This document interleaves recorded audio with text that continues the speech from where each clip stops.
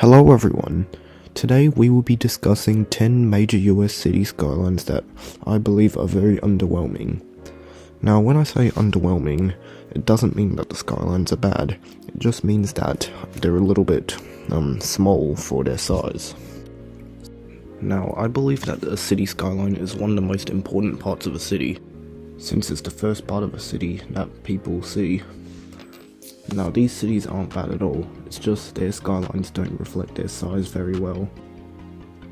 I've gathered all my data from skyscraperpage.com and I've made a basic formula called the high-rise index, which is basically just the number of high-rises in the city divided by the amount of people in the metro area. Now for a sense of comparison, a city with a good number of high-rises relative to its population is Boston, Massachusetts, which has a metropolitan population of 4,941,632, 68 buildings over 100 meters, and 584 buildings over 30 meters, which gives it a high-rise index of 8,461.7. And we won't be including any smaller cities as unfair on them since they don't have many tall buildings. Alright, let's get started with the list. Number 10. Los Angeles, California.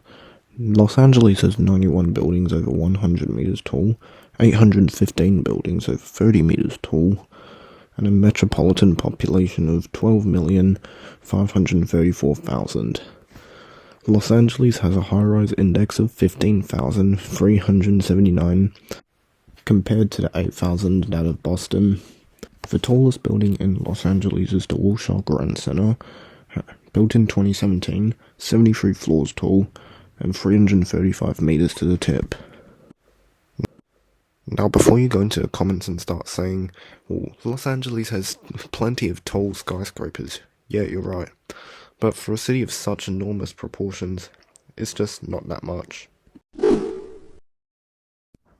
Number 9. Madison, Wisconsin. Now, Madison, Wisconsin, the reason it's so low on this list, even though it has barely any tall buildings, is because the skyline is very consistent. As you can see, the peninsula, it's very spread out, and all the buildings, they are pretty short. Madison, Wisconsin has no buildings over 100 meters tall, 36 buildings over 30 meters tall, a metropolitan population of 680,796 people, and a high-rise index of 18,911. The tallest building in Madison is the Wisconsin State Capitol, which was built in 1917, has 5 floors, and is 87 meters to the tip, which is a very nice addition to the skyline. Alright, number 8. Indianapolis, Indiana. Now, Indianapolis, it has a decent skyline, but it also has a metropolitan population of 2,111,040 people. It can do way better. Indianapolis has a high-rise index of 20,901, 10 buildings over 100 meters tall, and 101 buildings over 30 meters tall.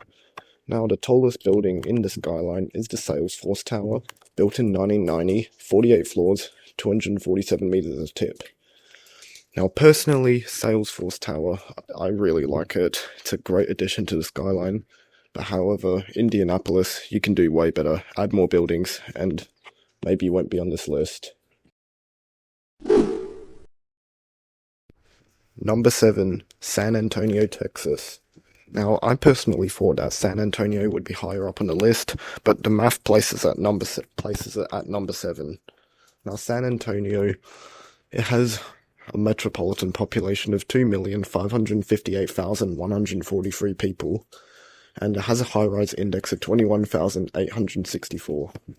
In San Antonio, there are 10 buildings over 100 meters tall, and 117 buildings over 300 meters tall. Now, the tallest building in the city is the Tower of Americas, and while technically not a building, it's still part of the skyline, so I'm going to include it. It's built in 1968, it has 3 floors, which are just well, don't really know how to describe it. I'll circle it on screen. And it's 230 meters to the tip. Very nice addition to the skyline, but however, San Antonio, you can do better than this. Alright, in number 6, we have Oklahoma City, Oklahoma, state capital. Alright, so Oklahoma City has 7 buildings over 100 meters tall, 48 buildings over 30 meters tall, a metropolitan population of 1,441,695, and a high-rise index of 30,035. Now, the tallest building in the skyline is the Devon Energy Center, built in 2012, 52 floors, and it's 257 meters to the tip. Now, I personally don't really like the Oklahoma City skyline. I think the Devon Tower, it looks really out of place. It's just way too tall and doesn't match the color scheme of the rest of the city. Good job, Oklahoma City. Joking, you can do better than this. Number 5, San Jose.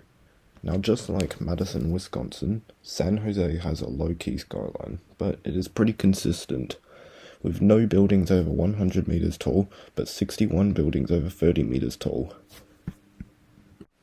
The city has a metropolitan population of 2,468,000 people, which gives it a high-rise index of 32,794.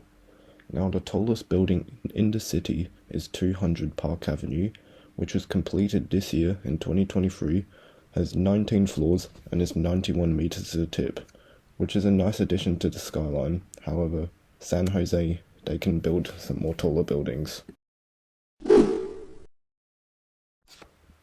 Number 4, Charleston, South Carolina. Now, Charleston, it's one of the shortest skylines, and this is because of the laws that prevent any tall buildings from being built, so it can preserve its historical appearance.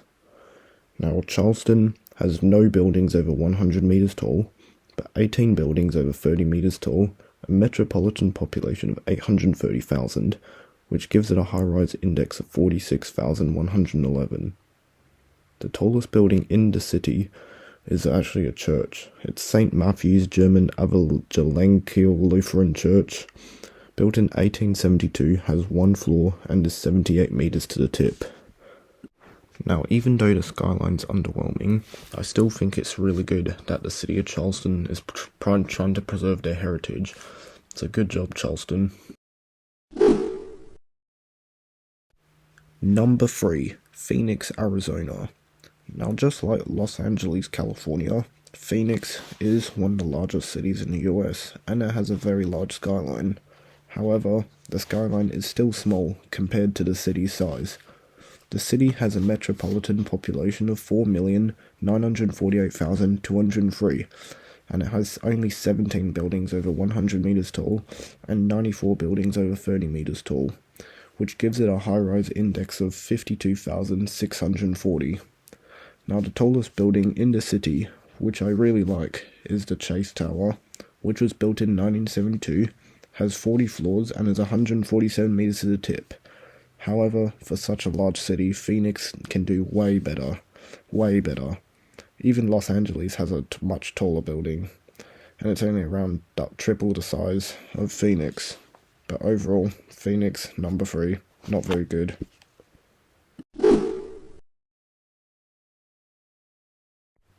Number 2, Sacramento, California, state capital of California.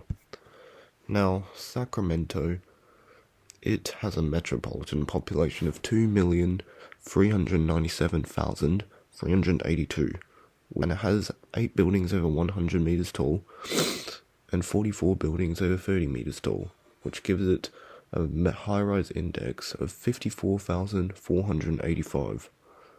The tallest building in the city is the Wells Fargo Center, built in 1992, 31 floors, and stands at a measly 129 meters. For such a large city, Sacramento needs to have a taller building and just bigger skyline in general.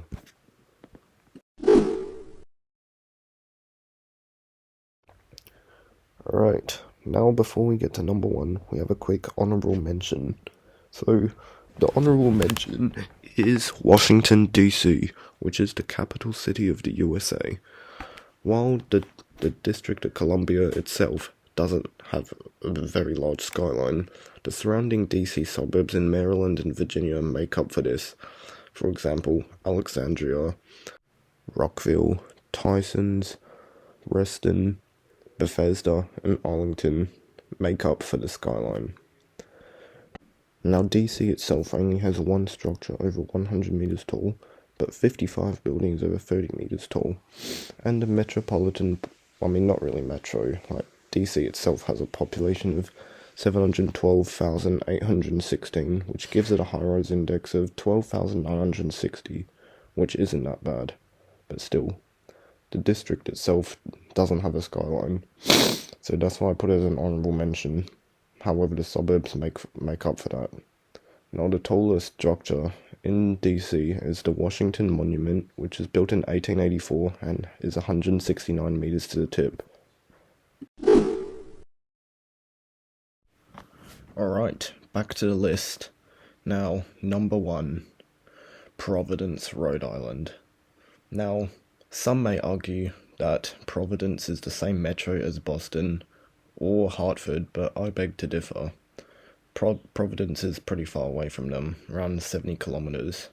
Anyway, Providence has four buildings over 100 meters tall, which is measly, and 25 buildings over 30 meters tall, and a metropolitan population of 1,675,774, which gives it a high-rise index of 67,031 compared to that 8,000 of Boston. Now, the tallest building is the Industrial National Bank building, which was built in 1928, has 26 floors and 130 meters to the tip.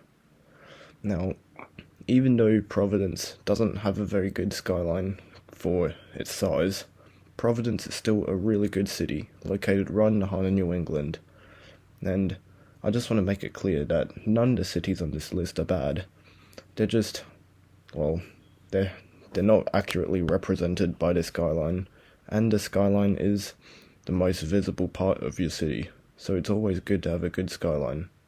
But Providence is a great city, but it's at number 1 in this list, so that still means Providence can do way better. Well, that was it. The top 10 most underwhelming skylines in the US. Now, please consider liking this video and subscribing if you enjoyed the video and want to see more content like this.